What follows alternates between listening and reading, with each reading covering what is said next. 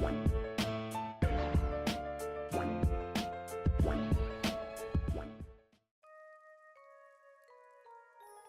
is up, everybody? Welcome back to Blerd It Out. So if you have not been in the news this week, you will not know that One Piece is actually on a break. So I know at the end of last chapter, we didn't see any of the break alerts. We thought we were going to chapter this week, but it turns out there was an emergency break. So if you follow Pew, if you follow Artur, Sandman, if you follow all the people on Twitter that, give us all the One Piece news, you would have seen that there was some really weird discrepancies in the release dates for the next chapter. Some release dates said it was coming out at the normal time. Some said it was like 1-2 weeks out in December, the next issue basically. And everyone was scrambling around like, what does that mean? Like, we didn't get the message at the end of the chapter, so we weren't expecting a break. But it seems like something happened in which there is a break. And it turns out they released an official statement that they're taking a break for One Piece because of Oda's health. Apparently something was going on where his health required him to take a break. Now, we don't know if this is something like very immediate, like if it was an accident or some kind of critical change to his health, but at the very least, something happened to where they wanted Oda to take a break. They did say that One Piece will be back in the next issue, so I think it's a 1-2 week break. I know it's supposed to be, the official release is December 1st, so I think for us that would be a 2-week break. But it depends on how the scans go, things like that. Usually the way the chapters work is that, so the next chapter is probably already done, but they take breaks because essentially chapters farther out would not have been done yet.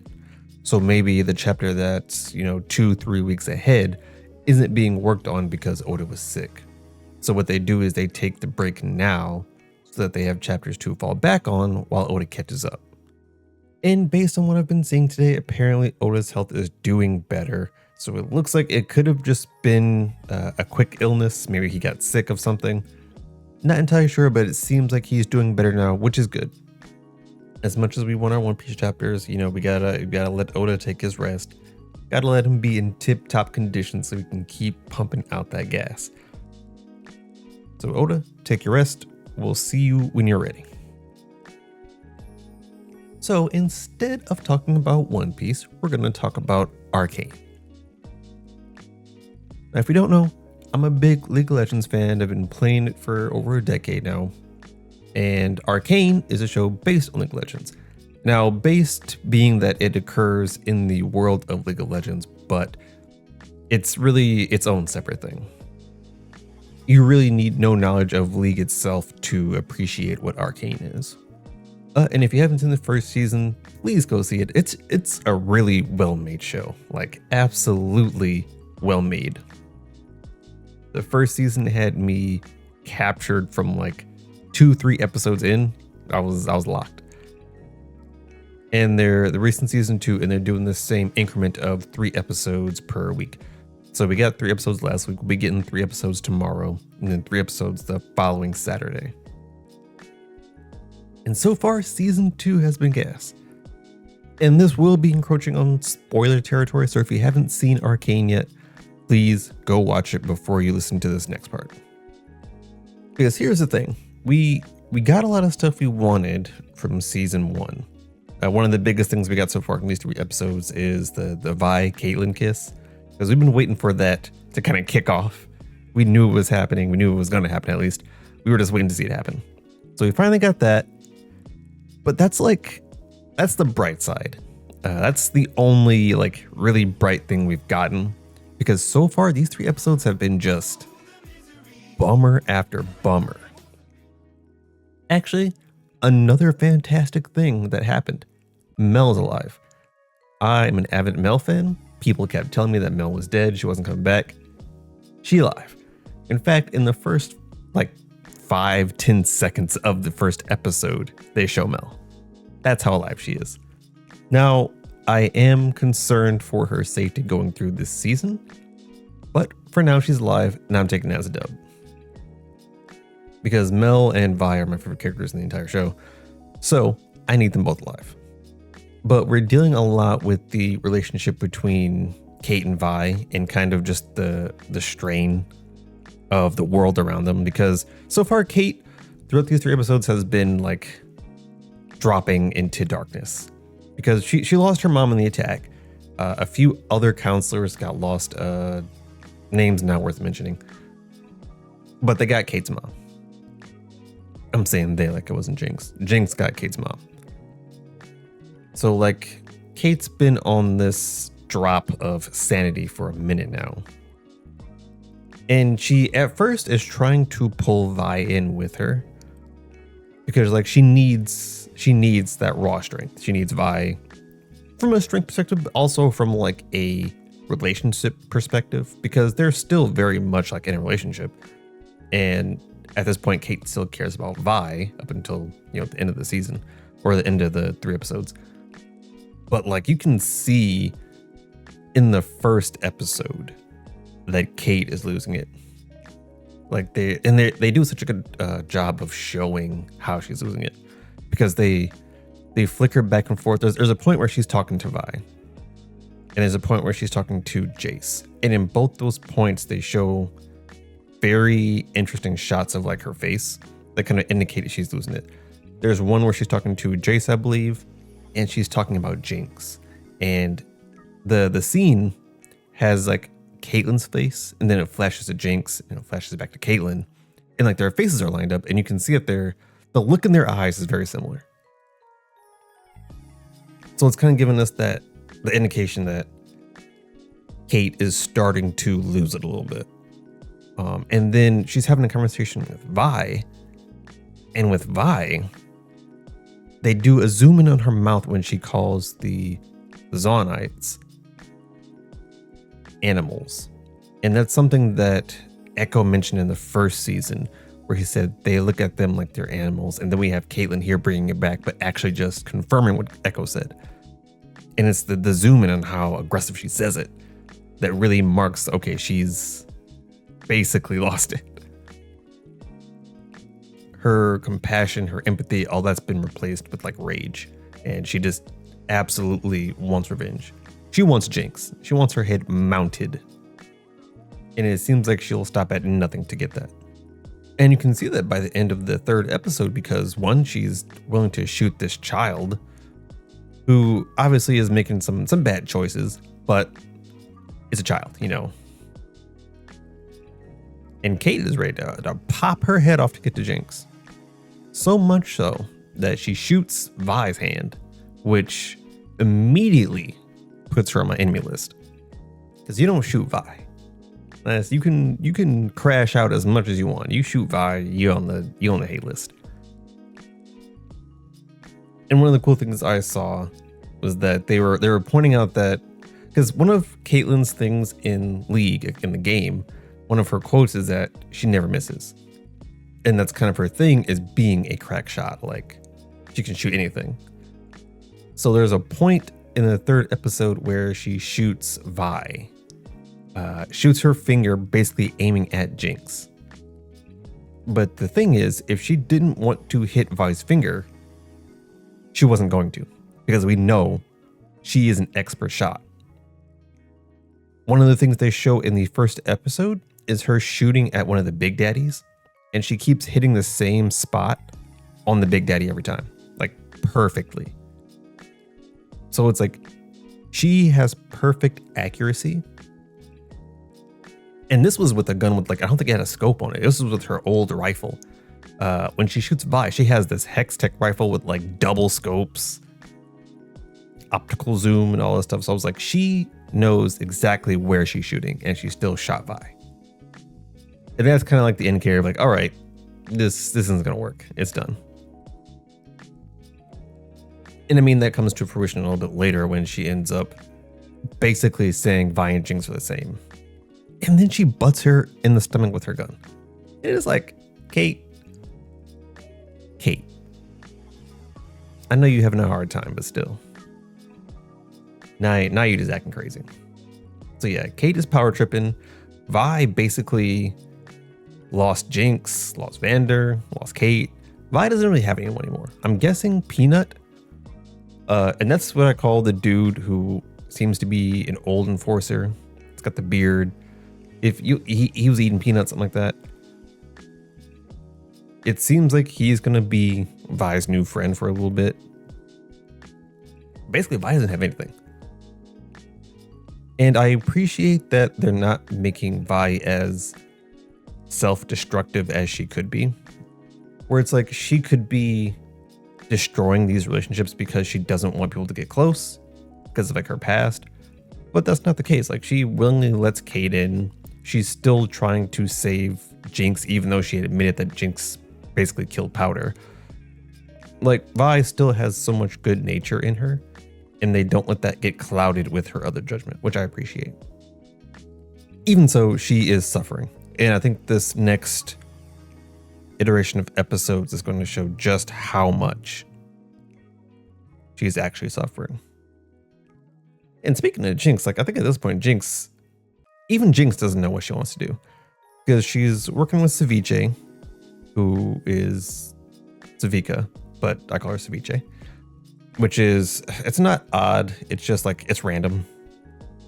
And she's kind of just moving around so randomly.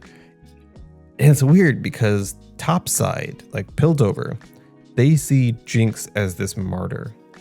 Like this person who basically rules the underworld.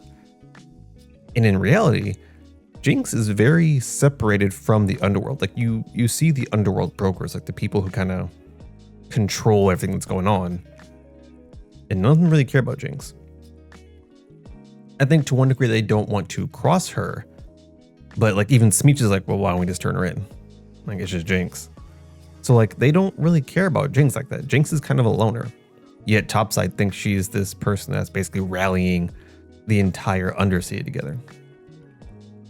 And like Jinx herself is just moving around just randomly. Showing up places, doing random stuff. And when she gets into the fight with Vi at the end of episode 3, it seems kind of like she's just over it. Like she's like, all right, I'm done. It gave me very Kaido-ish vibes because she was like, I can't die. Are you going to be the one? Are you going to do it? And it turns out that it doesn't end up happening. She gets her finger shot off, which is crazy, but she's still alive. And it's so interesting because when it's all happening, like at the end of the 3rd episode, when they're fighting and Kate has a shot, Vi has the punch lined up. The small kid that I was talking about earlier that Kate was going to shoot basically gets in the way, and that's why Jinx is still alive right now. But Jinx was kind of like, hold on, this isn't how it's supposed to work. Like you ain't supposed to be here. You're putting yourself in danger. I was supposed to die here. There's a lot to unpack from that. So like as far as plot lines, I'm far more interested to see how Jinx is going to be in the next few eps outside of this one. Because this one, it just seemed like she was doing stuff just for the sake of doing it. The next few episodes seems like she might have a drive or purpose again. Mbessa, who is Mel's mom, is doing a lot. There's a lot of focus on her this season. She's basically trying to take over Piltover, I think. And there's so much background stuff happening with Mbessa, and I honestly feel like they're building her up to be one of the, I don't know if I want to say villains, one of the problems of this season. And I saw it from the beginning, because at the very beginning, Mbessa shows up out of nowhere, like just shows up, moving, got her army there, and I was kind of just like, that was fast. And I kind of pushed it to the side because it's like, okay, well, Mel's here. Mel just got attacked. It makes sense that she would show up here. That's her family. And then it happens again at the ceremony, the memorial, and it's just Mbessa out of nowhere. And I'm like, how does she keep showing up? Just like conveniently. But like, she's not there to stop anything from happening. She's just there after it happens. So I'm like, what's going on there? And by the end of the 3rd episode, it's like, okay, she's definitely setting up things in the background. And there's also a really cool moment where Mel is talking to the living counselors. And she's like, someone got information on what's going on here. We don't know who, but it's like someone at the top. And as they're saying that, they pan over Mbessa, which is like, I think, a clear indicator that Mbessa is basically manufacturing this war so that she can have a good showing. Because we also learned that whatever was going on at Noxus and with Mel's brother, there's a lot of hidden agenda going on there. And Mbessa does not look too good in it. So we're going to see how crazy they make her. I think she might end up getting people killed, which is the crazy part. Because I don't think she has the intention to get people killed, but I think that's the way it's headed. And all the while, all this turmoil and tragedy is going on, Singed is just vibing at the end of every episode. Because I'm pretty sure he's making Warwick at this point. But it's just like the entire episode goes by and everything happens, and then you get like a minute of just Singed doing Singed things. And he's just like having his best life. Like, man is just living. But I am excited to see how they integrate him back into the story, because we got to get Vanderwyck at some point, right? It's got to happen. But yes, season 2 has been fantastic so far. I feel like this is going to be one of the best shows that Netflix has. I mean, season 1 was so consistently good. I expect no less from season 2. And to wrap things up, let's talk about seasonals a little bit, because I didn't do that in the last episode. So right now, my top 2 seasonals are Nageki, which is Let the Grieving Soul Retire, and Mao 2099, which is Demon Lord 2099. Now, I know, I understand. Dandadan is out here. Dandadan is great. And I'll talk about Dandadan in a little bit here. But as far as like shows I just can sit back and enjoy consistently, and just like for the fun of it, like not from a reactionary perspective, not from like a, content perspective, just like sit back and enjoy, Nageki and Mao are at the top for me. And they're not anything too special. Like, they're not insanely well written stories. They're just really fun, enjoyable series. And that's what I look for in a good seasonal, is just fun, enjoyable, straight to it. Now, Dandadan, and this isn't to say that Dandadan isn't fun or enjoyable, it's just, I think there's just more to Dandadan. And there's still time for it to become a top 2. Because I think honestly right now it's sitting at like top 3, which isn't bad at all. And this latest episode was crazy good. Like the episodes have been consistently good, from like animation, from story, like the whole 9 yards. Like, it's just good stuff.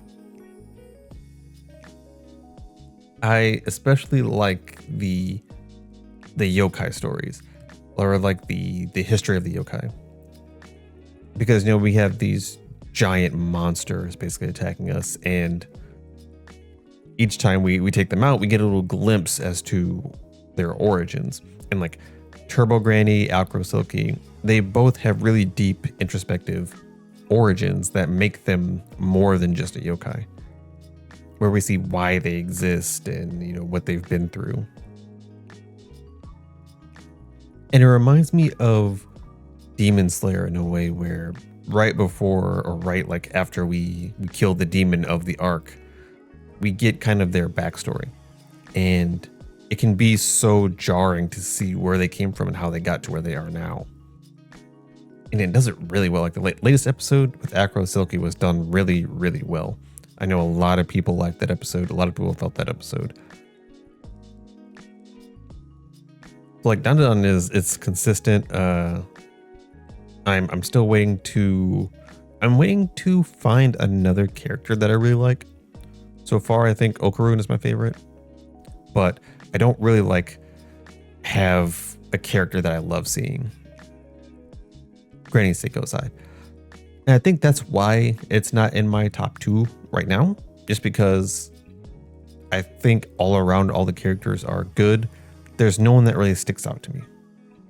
But in due time, I think we still have some characters to introduce. Other series I've been peeping, I finally started Aristocrat season 2. That's been good. I've only got like a couple episodes in. Notorious Talker and Dragon Life. Those are probably like at the bottom of the list, but those are still good. Those are just like, watch when I get time, catch up when I get time type shows. Loner Life as well. I think Loner Life I would probably put above those two, just because I enjoyed that a little bit more. And also I heard about this new, maybe it's not new. This I think it might be currently running, but it's a show called Orb. And apparently it's got really good ratings. I'm gonna have to check that out at some point. I haven't made the effort to recently, but it is on my radar at this point. And with the hiatuses, I'll probably end up catching up to more anime because manga and anime are on break this week for One Piece. So it's probably a good time to catch up on some other content. But that is going to do it for this episode. If you want to see the Arcane reactions, check out the main channel, check out the Patreon. Last week's releases will be up there, and then whenever I record for this week, those will be up there as well. Always like, comment, subscribe. I'll catch y'all in the next one. Peace.